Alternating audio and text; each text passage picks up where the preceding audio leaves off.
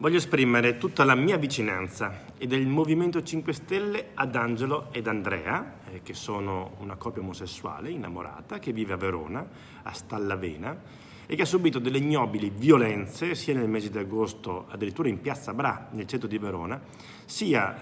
l'altro giorno sul muro antistante la propria abitazione con delle svastiche e con delle scritte vomitevoli. Ebbene, avete tutta la vicinanza del Movimento 5 Stelle, abbiamo sempre combattuto grande battaglia a favore del rispetto della comunità LGBT e andremo avanti sulle nostre posizioni. Ebbene, voglio anche parlare a questi pazzi che tornano di nuovo a scrivere dei simboli nazisti sulle case delle persone e a scrivere parole che ormai dovremmo aver dimenticato, che in questo Paese abbiamo dato fine, abbiamo condannato nel corso del tempo sia i principi nazisti che fascisti, e che è ora di smetterla con queste provocazioni inutili e che tendono soltanto a dividere le nostre comunità e a cercare di imporre delle fratture che poi diventano insanabili nel corso del tempo.